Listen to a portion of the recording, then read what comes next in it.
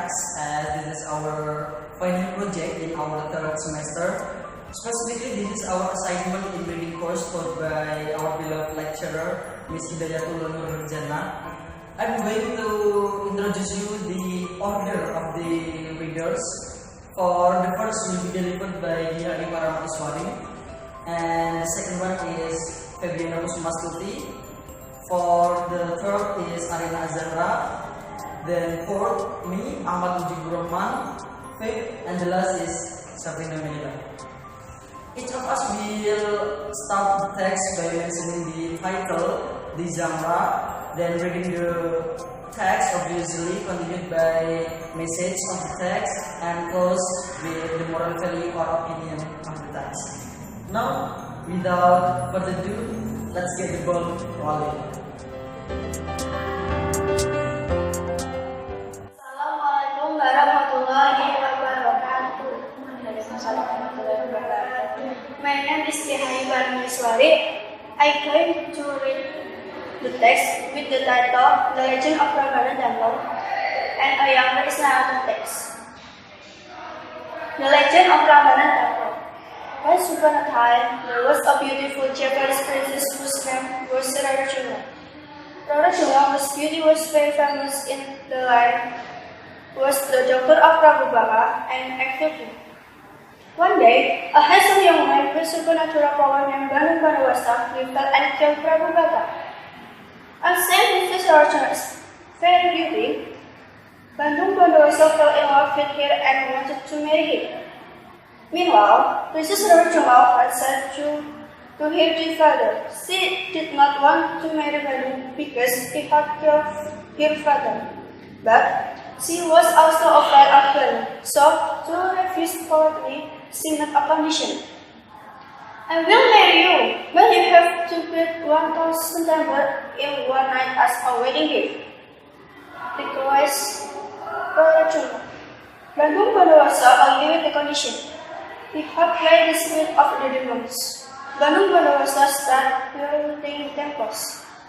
Approaching midnight, the work will nearly be done. Arynaa knew and thought, what shall I do? Bandung Bandawasa is smarter than I will go lost again. Suddenly, she got an idea. She woke up all the women in the palace and ordered them to make the nice sons of cleaning rest, so that the roster had already been taught. Bandung Bandawasa was frustrated because he failed completing the 1,000 temples.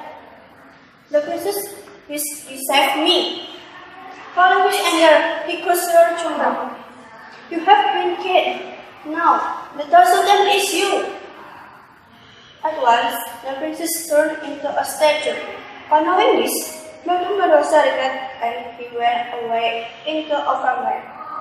From then, people called the temple Febiana Temple and the princess statue Arynaa statue. Now, I will to tell the message contained in the text. The first, Bandung Bandawasa defeated and killed Prabu Baka. As said, Princess Arynaa is very pretty. Bandung Bandawasa fell in love with her and wanted to marry her. She did not want to marry Bandung because he had killed her father. Bandung Bandawasa agreed with the condition, and he helped play the spirit of the demons. Bandung Bandawasa started building the temples. The second is the story of the legend of Febiana Kusumastuti, the text in Palace and the Farmer. The third, in the narrative text, when the occurrence of a story cannot be determined because the text is past tense. For example, once upon a time, one day, a long time, and etc. For Princess Arynaa was said to her dead father. She did not want to marry Bandung because he had killed her father. Bandung Bandawasa was frustrated because he failed completing the 1,000 temples. He angered Arynaa because she woke up all the women in the palace and ordered them to make the noisy sound of cleaning rice so that the rooster thought had already been done. The last, she was also afraid of Bandung. So to refresh to this, she made a condition. She wanted to Bandung Bondowoso have to build 1,000 temples in one night as a wedding gift. Bandung Bondowoso agreed with the condition. We hope by the spirit of the demons, Bandung Bondowoso get start building the temples.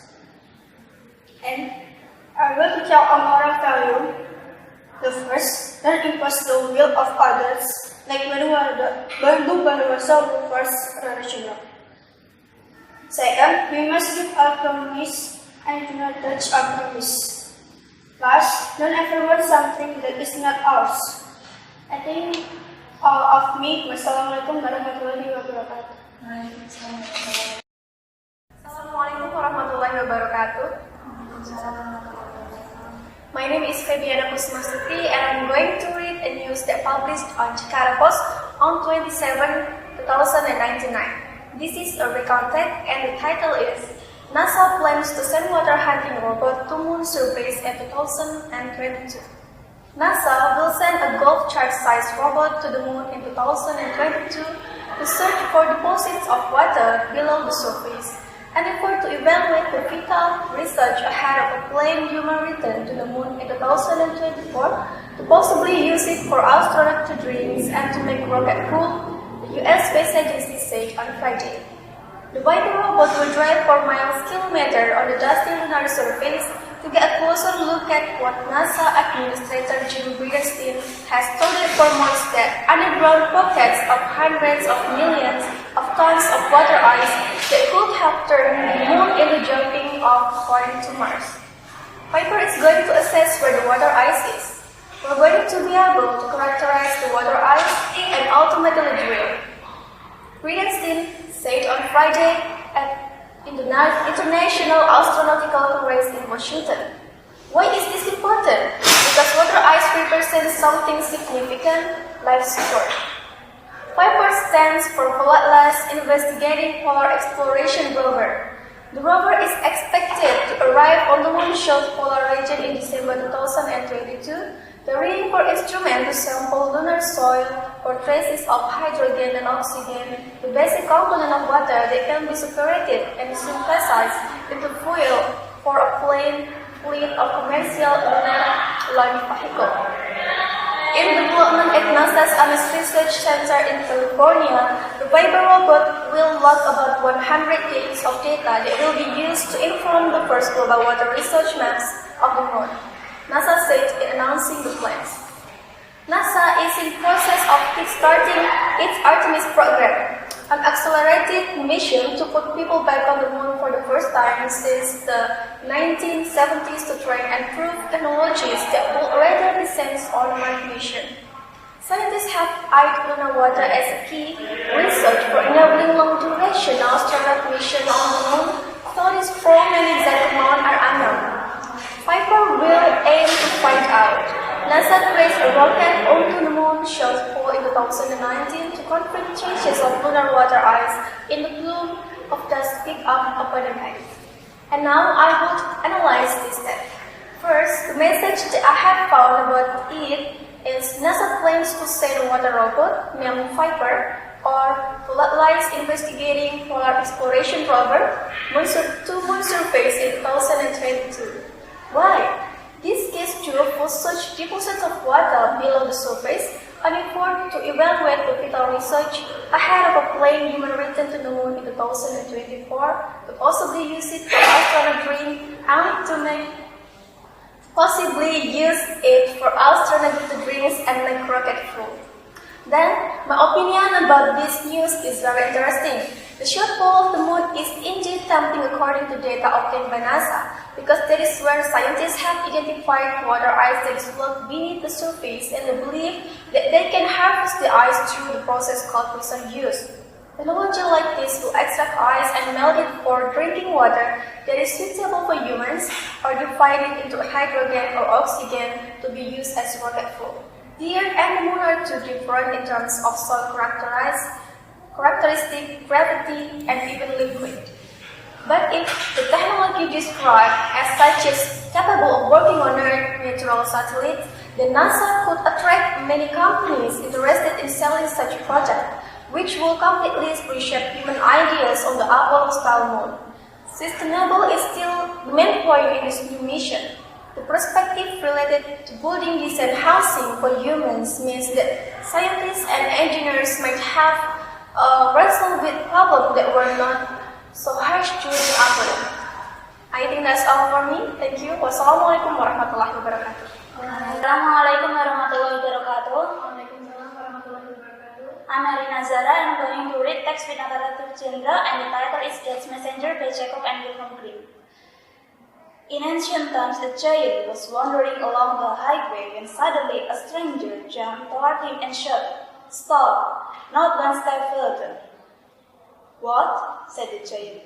"You, a creature that I could crush within my fingers, you want to block my way? Who are you that you dare to speak so boldly?" "I am Death," answered the other one. "No one resists me, and you too must obey my orders." But the giant refused and began to wrestle with Death. It was a long, violent battle, and finally the giant got the upper hand and knocked Death down with his fist, causing him to collapse by a stone. The giant went on his way, and Death lay there conquered, so weak that he could not get up again. "What is to come of this?" he said. "If I stay lying here in a corner, no one will dare in the world, and it will become so filled with people that they won't have room to stand beside one another." Meanwhile, a young man came down the road, vigorous and healthy. He was singing a song and looking this way and that. Seeing the half-conscious individual, he approached him with compassion, raised him up, gave him a refreshing drink from his flask, and waited until he regained his strength. "Do you know," asked the stranger as he stood up, "who I am and whom you have helped on his leg again?" "No," answered the youth, "I do not know you." "I am Death," he said. "I spare no one, nor can make exception with you. However, so you may see that I am grateful, I promise you that I will not take you without warning, but instead will send my messengers to you before I come and take you away." "Good," said the youth. "It is to my benefit that I shall know when you are coming, and that I will be safe from you till then." Then he went on his way and was cheerful and carefree and lived one day at a time. However, youth and good health did not last long. Soon came sickness and pain, which tormented him by day and deprived him of his rest by night.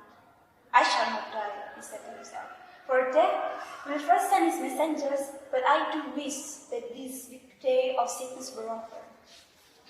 Regaining his health, he began once more to live cheerfully. Then one day, someone tapped on his shoulder. He looked around, and Death was standing behind him, who said, "Follow me. The hour of your departure from this world has come." "What?" replied the man. "Are you breaking your word? Do you not promise me that you would send your messengers to me before you yourself would come? I have not seen one of them." "Be still," answered Death. "Have I not sent you one messenger after another? Did not fever come and strike you, and shake you, and throw you down? Has not dizziness numbed your head? Has not God pinched your limbs? Do your ears not buzz? The tooth that cannot bite in your cheeks? Do your eyes not darken? And furthermore, has not my own brother sleep reminded you every night of me? During the night did you not lie there as if you were already dead?" The man did not know how to answer, so he surrendered to his fate and went away with them. Now I'm going to tell you the message of this text. The first one is what happened on the story and why is this happened.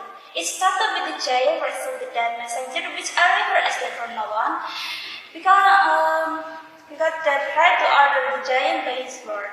Then the young man saved Death because he was half conscious. How did the young man help Death? By giving him his flask. As gratitude, Death promised him to give him a warning when he was going to take the young man. However, after the young man recovered from sickness, Death came to take him. The young man accused Death of betrayal due to coming without any warning.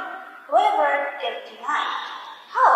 He calmly explained he already gave many signs, but the young man did not pay attention, and hearing the explanation, the young man accepted his fate. Second, where and when does the story take place? Since this is a narrative story, the time setting only go as clear as ancient times at the beginning of the story, by day and night where the young man sick, and one day when Dyah picked up the oxen. Meanwhile, the place setting isn't helping either. It only told us the joy of wandering on highway. The third one is the characters involved. Simply they are the giant, the young man, and the deaf messenger. Now moving on to the moral value. The ignorant behavior of the young man taught us not to be negligent in paying attention to what is surrounding, especially this day where we tend to be ignorant due to judgment on our hands, and also to help someone in distress, even though he is a stranger, because who knows what could we can achieve for that. That's all from me. Wassalamualaikum warahmatullahi wabarakatuh. Assalamualaikum warahmatullahi wabarakatuh. Waalaikumsalam warahmatullahi wabarakatuh. My name is Ahmad Mujiburrohman and I'm going to read the text with the title. Former Minister Susi slams successor's plan to roll back lobster larva export ban.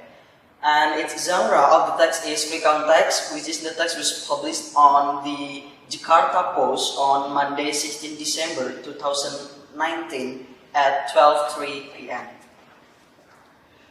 Maritime Affairs and Fisheries Minister Edi Prabowo has announced a plan to allow the export of lobster larvae after a ban was put in place by his predecessor Susi Pujiastuti in 2016 over conservation concerns. The plan is the drawn ire of several figures, including the previous minister, who urged the government to only permit the export of mature lobsters. Edi first announced the plan during a meeting on 4 December in Jakarta, saying he would resume the export of lobster larvae to Vietnam. He cited high demand for the commodity in the fellow Southeast Asian country as the reason for reversing his predecessor's policy. Since Susi issued a ministerial regulation banning the export of lobster larvae, demand in Vietnam has been met by Singapore. Edi said resuming exports would boost state revenue. However, he added that tight provisions were needed, including the designation of specific areas where lobster larva harvesting was permitted and assigning certain Indonesian and Vietnamese companies to participate in the trade. My guiding principle is preserving the environment of our future generations. Therefore, both environmental and economic considerations must be evaluated together, the minister said on Thursday as quoted by Antara News Agency. He added that exports of lobster larvae would not affect the mature lobster population, citing a study that highlighted that less than 1% of lobster larvae grow into maturity naturally. Susi wrote on her official Twitter account at Susi Pujiastuti that she disagreed with the plan, arguing that exporting mature lobsters was more beneficial than exporting larvae. A backpack containing 8,000 lobster larvae has the same value as 2 Harley-Davidson motorcycles or 60 Brompton bicycles. If the larvae grow naturally in the ocean, the value will increase to be the same as 20 Harleys or 600 Bromptons, she wrote in a tweet. We don't have to feed them, just let God nurture them. Humans should be patient and monitor how many they take, while God will multiply their amount.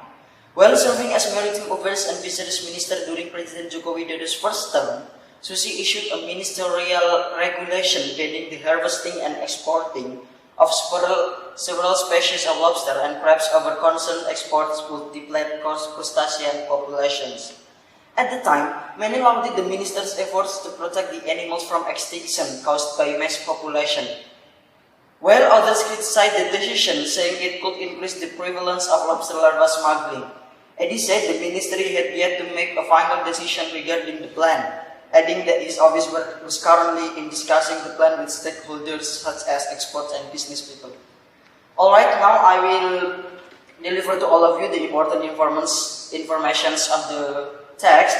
First, over conservation concerns, Susi Pujiastuti's disapproval as the Maritime Affairs and Fisheries Minister predecessor regarding the policy of new Minister Edi Prabowo of resuming lobster larva export. Second, the plan has been announced by Edi on 4 December in Jakarta. Third, Edi said resuming the exports would boost state revenue and would not affect the mature lobster population.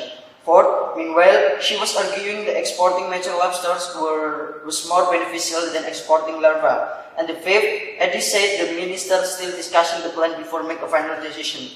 Based on the text before, I have my own point of view. In my perspective, Swiss's regulations before about banning the export of lobster larvae is an appropriate policy because it considers long-term vision for sustainability and also more beneficial in the next. Meanwhile, this policy tends to be just as short-term and potential to make extinction.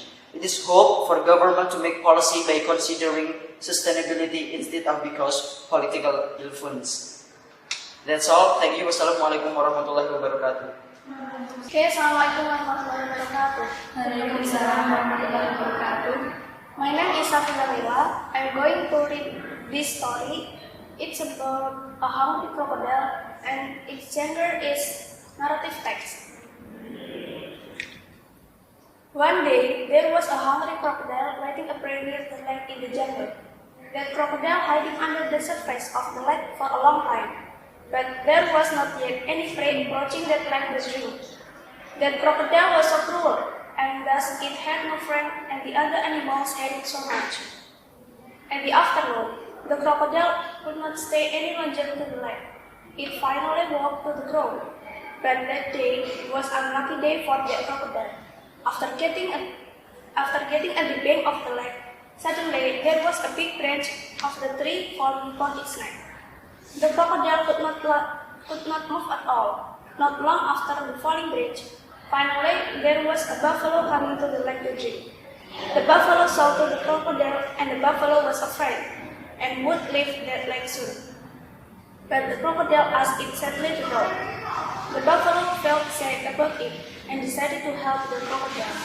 But after helping the crocodile, the buffalo get something unexpected. The crocodile bit the buffalo's leg, and the buffalo shot loudly, asking help for any other animal near it. Until that was a bad way to go to the lake, heard the buffalo's voice. Until ran quickly to see what had happened to the buffalo. Near the lake, Until saw the buffalo and the crocodile. Until asked, "What happened?" And the buffalo answered, "The crocodile bit my leg after I helped to remove the big branch from its neck." The crocodile also said, "I am hungry, and you are at my territory. Therefore I bid you, oh poor buffalo." The crocodile laughed at the buffalo. Until said to the buffalo, "It's impossible you have helped the crocodile.